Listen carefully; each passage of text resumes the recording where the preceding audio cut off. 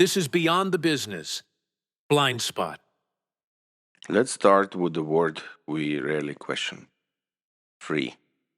Free healthcare, education, free transport, and infrastructure. It's a word we use all the time and it does something subtle. It makes complex systems feel simple and it tells us the basics are taken care of. That we don't need to calculate everything ourselves. But here's the uncomfortable part. In modern systems, free almost never means free, it means prepaid. You don't pay at the moment you see the service because you already paid earlier. Through taxes, through mandatory contributions, through deductions spread across your working life. The cost didn't disappear, it just moved away from the moment where you can feel it. And once payment becomes invisible, the relationship changes. When you pay directly, there is a clear link between price and value. You see the cost, you feel the decision, and you can question whether it's worth it. But when payment is automatic, that link breaks. Services stop feeling like something you choose, they start feeling like something you are simply given. But you are not giving them, you finance them by default, whether you use them or not. And this is where the blind spot begins. Because once payment is detached from usage, the system no longer needs your feedback in real time. It doesn't ask how often you use a service, it doesn't ask whether it works well for you, it doesn't ask whether you would choose it again. Payment continues simply because you belong. A temporary service starts behaving like a lifetime subscription. You might study for a few years, you might need a healthcare occasionally, you might use public transport irregularly, but the system treats you as a full-time user for life. And people don't experience this as a bill, they experience it later as a pressure. Higher living costs, lower purchasing power, a constant sense that everything is becoming more expensive without clear reason why. The illusion of free doesn't remove the cost, it removes the moment where society consciously acknowledges it. And once that moment disappears, it becomes very hard to ask the next question. If nothing is free and everyone pays, who decides how these systems are designed? What is prioritized and what level of quality is considered good enough? That's the blind spot I'm going to unpack. Healthcare is one of the clearest examples of how this system works, because almost everywhere you pay for it continuously. Monthly insurance, mandatory contributions, payroll deductions. But when you actually need healthcare, you quickly realize something important. Payment does not mean choice. In the US, people often pay hundreds of dollars every month for insurance, sometimes thousands for the family, and still, when something happens, there are deductibles, co-pays, exclusions. Coverage depends on plans, networks, and approvals. You pay regularly, but the design of the system is not yours. In Europe, the model looks different on the surface. Contributions are collective, access feels universal. You don't see a bill every time, but the mechanism underneath is similar. You pay continuously, you don't choose how the system is structured, you don't decide what is prioritized, what waits, what is limited. Access varies, waiting times vary, quality varies. And when the public system becomes slow or constrained, people quietly add a second layer: private insurance, private clinics, private solutions. So in both models, something interesting happens. You pay into the system by default, and when the system doesn't fully deliver, you pay again. Different structures, same outcome. Healthcare shows the blind spot very clearly. Payment is collective and automatic. Design is distant, and choice appears only on top, privately if you can afford it. This is not about good or bad systems, it's about understanding the mechanism. Because once you see it here, you start seeing it everywhere else. Education is a good place to slow down and look at the structure more carefully.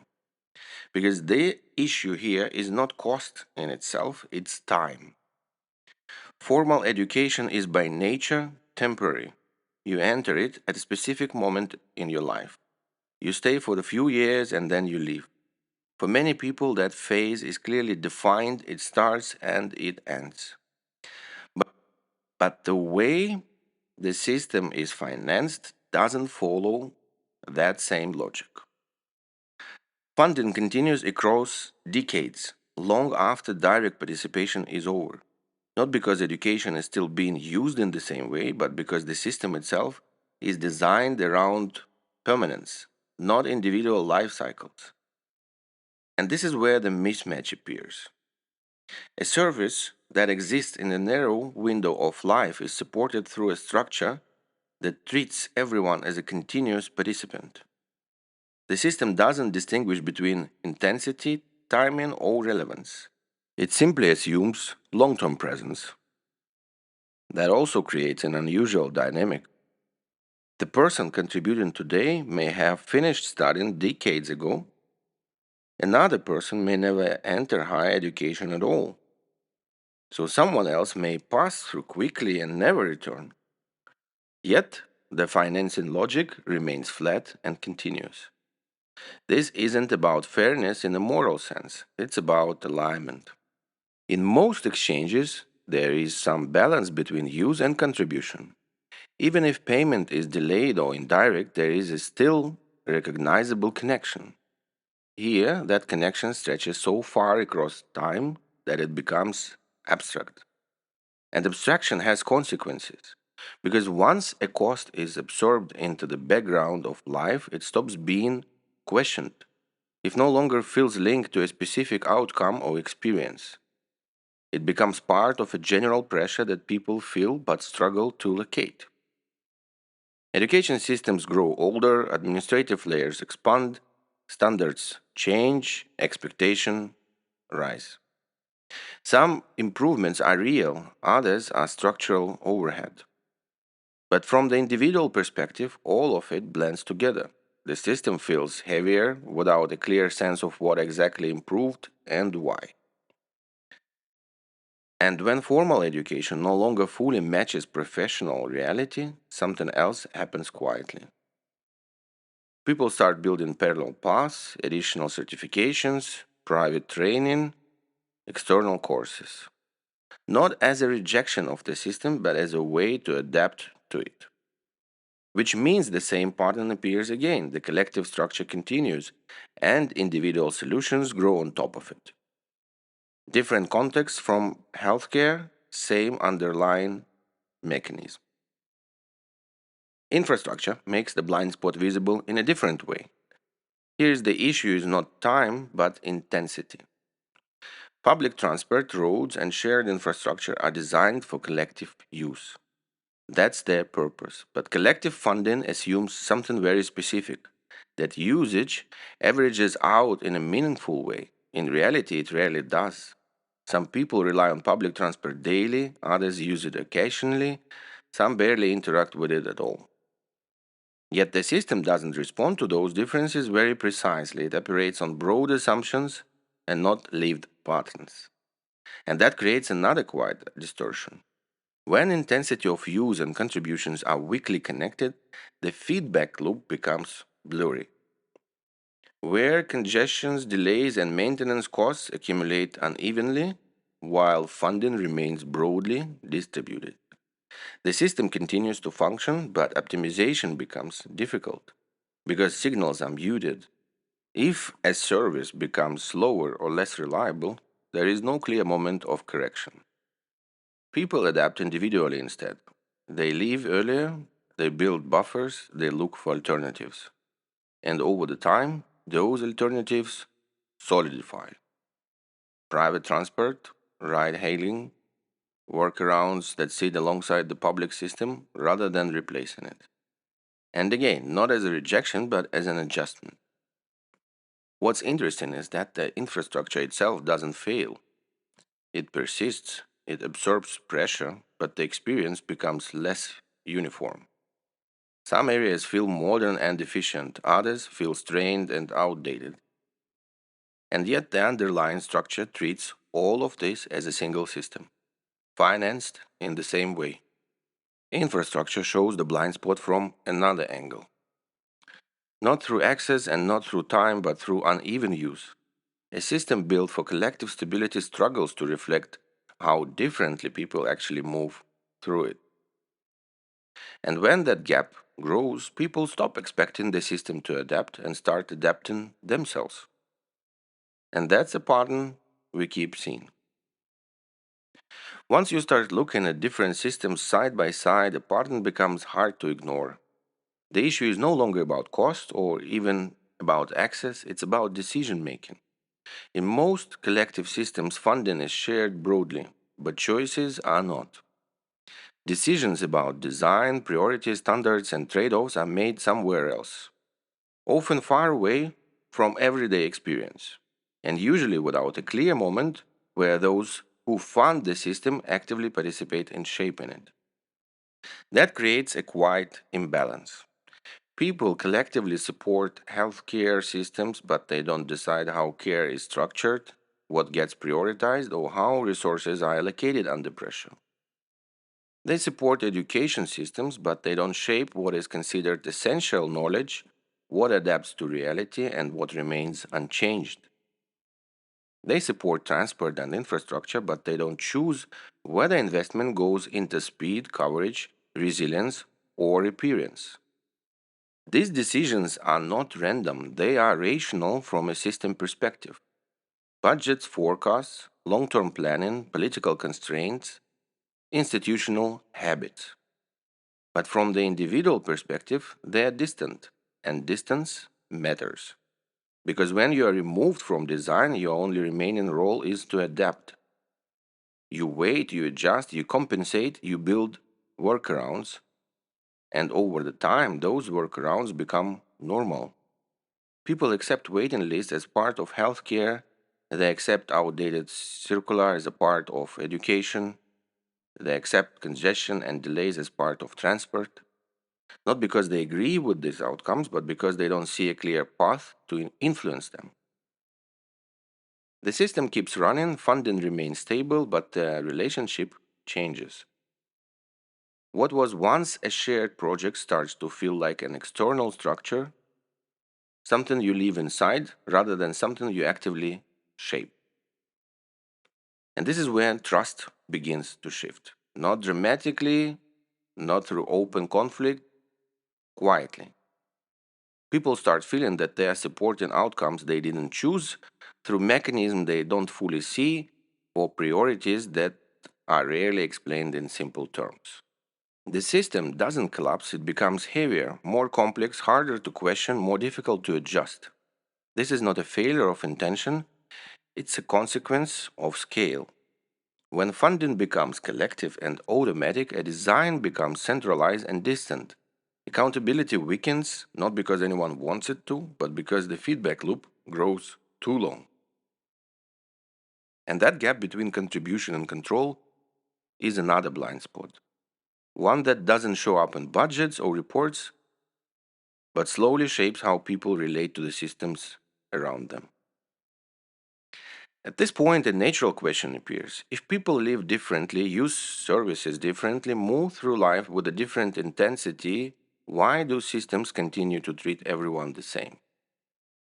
Why does everything remain collective, flat, and uniform, even when reality clearly isn't? The short answer is not ideology, it's practically. Large systems are built to survive uncertainty, and the simplest way to do that is predictable cash flow. Collective models make planning easier. They allow long term budgeting, they reduce volatility, they simplify administration. From a system perspective, this is rational. Selective models introduce complexity, they require measurement, they require segmentation, they require constant adjustment. And adjustment is expensive. It's much easier to collect broadly and optimize internally than to design layers that respond to how people actually use services, especially at scale. So systems evolve in a very specific direction. They prioritize stability over precision, continuity over responsiveness, flow over feedback. Not because anyone decided this, but because complexity always pushes large structures toward simpler rules. And this is where another blind spot forms. Life becomes more differentiated, needs become more specific, usage becomes more uneven. But the funding model remains largely unchanged. So pressure accumulates at the edges. People start compensating individually. They add private layers, they buy speed, flexibility, or certainty where the baseline feels slow or rigid. Not as an act of protest, but as an act of adaptation. Over time, this becomes normalized. The collective system stays in place, selective solutions grow quietly around it. And yet, very little experimentation happens in between. Few systems actively test hybrid designs, try to reconnect contribution with intensity of use. Few explore whether parts of structure could be more adaptive without losing stability. Because experimentation introduces risk, and risk is exactly what large systems are designed to avoid. So instead of evolving, systems drift. Costs rise gradually, complexity increases, outcomes vary more widely. And people feel that life is becoming more expensive, more rigid, and harder to navigate, even though the core structures look largely unchanged. This is not a failure of management, it's a consequence of scale meeting reality. When collective systems stop testing how closely they reflect real life, they don't break, they harden. And once that happens, change becomes slower, heavier, and psychologically harder to imagine. So, this isn't an argument against public system, and it's not a call to tear anything down. Collective structures exist for a reason. They create stability, they hold things together when individual choices aren't enough. The blind spot sits somewhere else. It appears when payment becomes automatic but design becomes distant. When belonging replaces choice and funding becomes permanent, while outcomes stay negotiable. Once that link breaks, systems don't collapse overnight, they grow heavier, harder to question, more expensive to live with it. Not because people don't care, but because they can no longer see where the contribution ends and decision begin. And when that visibility disappears, trust doesn't break loudly, it fades quietly. That's not the cost of public services. That's the cost of not seeing how they work. And that's the blind spot worth noticing.